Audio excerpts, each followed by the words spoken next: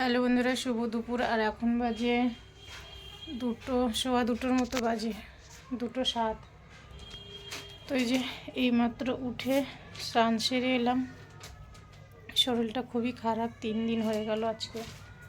আর এই দেখো, তোমাদের দেখাতে আসছে, এই মোটুটা এত জ্বালাচ্ছে, বিছানাতে পটি করছে। এইমাত্র 2টো কম্বল ভরে পটি করলো। কম্বলগুলো পাতলা। আর এই দেখো, আমি এখানে শুয়েছিলাম, বিছানা উঠাইনি। মেয়েকে বললাম উঠাতে হবে না, এরকমই থাক, আমি স্নান করে এসে আবার শোবো। কারণ আমি মাথা না উঠাতে পারছি না, এত মাথায় যন্ত্রণা করছে, সেটা বলে বোঝাতে পারবো না। দেখছো আমার হাল দেখে বুঝতেই পারছো। সকাল থেকে মাত্র 1 কাপ চা খেয়েছি, ভালো লাগছে না ওই জন্য। আর এই যেখানে পাতলুটা শুয়ে আছে, যে আমার কাছেই শুয়েছিল, আছে না, চলে গেছে নেই নেই এখানে না, আছে। এই যে কী বলছি, নেই, চলে গেছে, নেই এখানে। পাতলু আয়। ও দেখো, কম্বলের নিচে যাওয়ার জন্য জায়গা করছে। যা, এত মানে পটি করছে, ওকে ঢুকিয়ে দিলাম, ও এখন এখানে শুয়ে পড়বে, ঘুমিয়ে যাবে এখানে।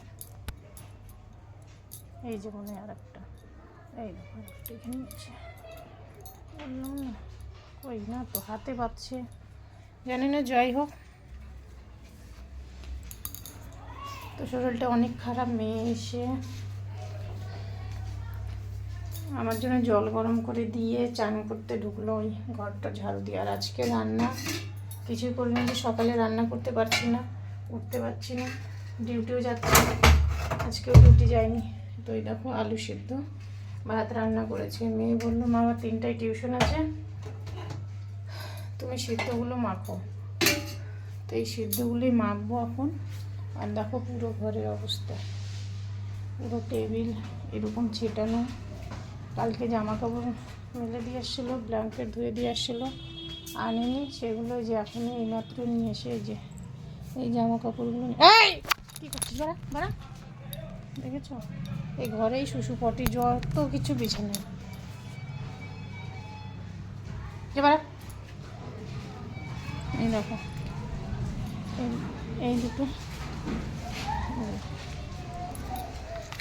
ব্ল্যাঙ্কেট দেখতে পেলে, এই দুটো ব্ল্যাঙ্কেট ভরে এই মাত্র পটি করলো, এখনও শুশু করার জন্য ঘুরছে। কোথায় যে করবে বলো? বাথরুম থাকতে এইরকম জ্বালাচ্ছে, কেমন লাগে বলো? ভালো লাগে? শরীর ভালো থাকলে তবুও হয় না, এই রান্নাঘরে উপরে যাবে। আগে এরকম করতো না, যবে থেকে আমার শরীরটা খারাপ হয়েছে তবে থেকে তো এরকম জ্বালানো হয়েছে। যাই হোক, বেশি কথা বলবো না। মেয়ে চান সেরে এসে পুজো করবে, আর আমি গিয়ে সেদ্ধটা মাখি, নইলে না খেয়ে বেরিয়ে যাবে, নইলে। আর জানি না কী হয়েছে, মাথায় যে উঠাচ্ছি না। সকালে উঠেছিলাম, এত মাথার মধ্যে ঘুরছিল, থাকতে না পেরে শুয়ে পড়লাম। আমার হাজব্যান্ড বললো রেখে দাও, আমি একটু পরে উঠে রান্না করছি। তো ও ঘুমিয়ে গেছে, আর চেতন পাইনি।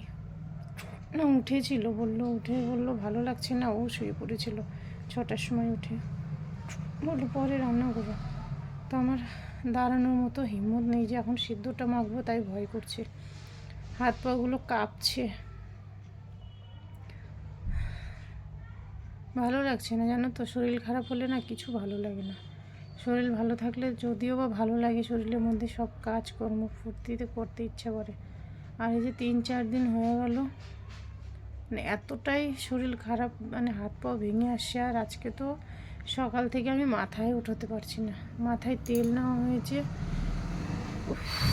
তাও কেন জানি না এরকম হচ্ছে। ঘুম ধরছে না, কিন্তু মাথা ভারী হয়ে আছে অতিরিক্ত। তো যাই হোক, কী করা, শরীরটা ভালো হয়নি। তারপরে আবার তোমাদের যেমন ডেইলি ব্লগ ঠিক তেমনই দেবো। তোমরা একটু পাশে থেকো প্লিজ। তোমরা যদি পাশে না থাকো তাহলে কি হয় বলো?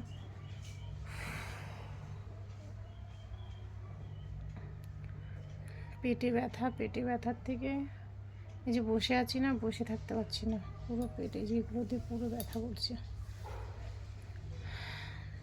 যাই হোক, আর কথা বলতে পারছি না, ভালো থেকো সবাই।